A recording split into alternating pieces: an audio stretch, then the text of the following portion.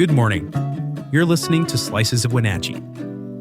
We're excited to bring you a closer look at one of our top stories and other important happenings every Tuesday, Thursday, and Saturday. Today, after years of service sniffing out drugs and protecting his community, Chelan County's most celebrated canine gets a hero's send-off and a well-earned retirement.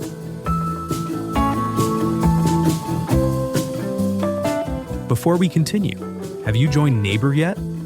If not, download the app today and join local conversations about issues that matter. Neighbor is a site just for our local community focused on facts, not misinformation. Best of all, it's free for everyone. To learn more, visit wenatcheeworld.com/NABUR. Now, let's jump in. After nearly a decade of service, Chelan County's most decorated canine is hanging up his badge, and the community is rallying around him in retirement. The bond between a canine and its handler runs deeper than most partnerships, forged through high-stakes calls, tireless training, and shared purpose. For Detective Mark Hegberg and Canine Ruben of the Chelan County Sheriff's Office, that bond has defined the past 9 years. On Tuesday, that partnership reached a heartfelt milestone, as Ruben officially retired with a final call broadcast over Rivercom 911, a moment marking the end of one of the most decorated careers in the department's canine program. Ruben's impact is hard to overstate.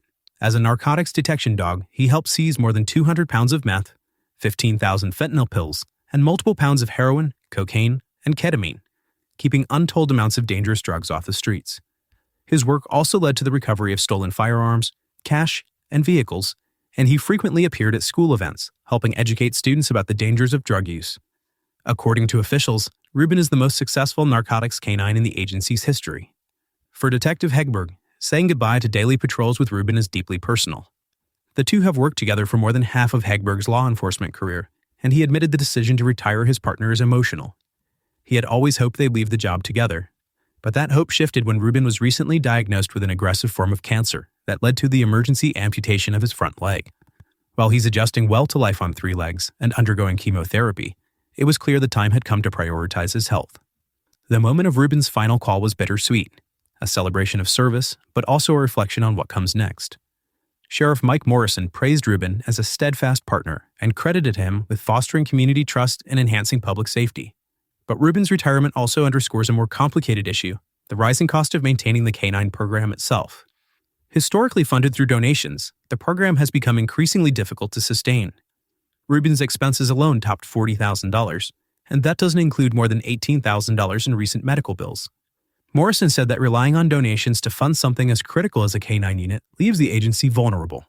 In Ruben's case, the department had to tap into its asset forfeiture funds just to cover emergency costs. Going forward, Morrison says a more reliable, dedicated funding model is essential, and he's working with the County Commission to explore options for a permanent line item in the budget. Despite the financial strain, Ruben isn't heading into retirement alone. Local nonprofit Wenatchee Blue Family stepped in to support his transition, securing funding for his care and calling him a vital member of the community.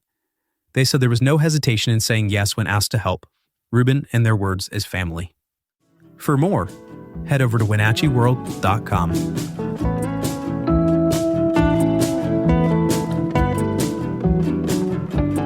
Are you passionate about the issues shaping North Central Washington? Then you won't want to miss the Wenatchee World Forum at Pybus. This monthly event brings together newsmakers and the community to dive into the topics that matter most. It's your chance to engage, ask questions, and be part of the conversation shaping our region's future. Have questions or need more info? Visit wenatcheeworld.com/forum.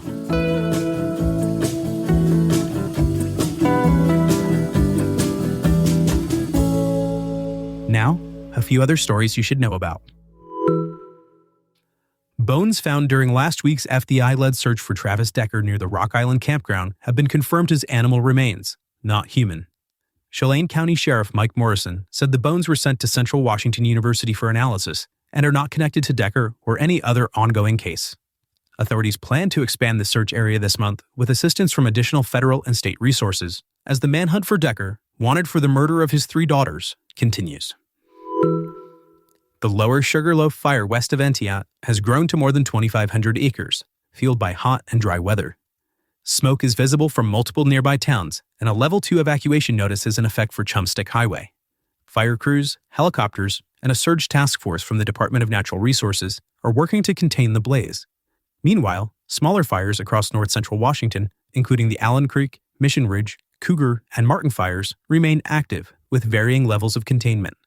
Air quality in Wenatchee reached moderate levels, prompting health precautions for sensitive groups. Taylor Stimmel has been appointed to the East Wenatchee City Council's Position 1 seat, following a unanimous vote Tuesday after a prior deadlock. Stimmel, a consultant and former chiropractor, replaces Mark Botello, who moved out of the area. He'll serve through the end of 2027 and says he plans to run for election when the time comes. East Wenatchee has repealed its short-lived 5% pull tab gambling tax after backlash from local business owners and stakeholders. Originally passed in May to help close the city's budget deficit, the tax drew concern from venues like Side Chick Sports Bar, which argued it threatened their ability to stay open. Despite an estimated $170,000 in potential revenue, the City Council voted unanimously Tuesday to remove the tax, acknowledging the need for longer-term budget solutions that don't burden small businesses.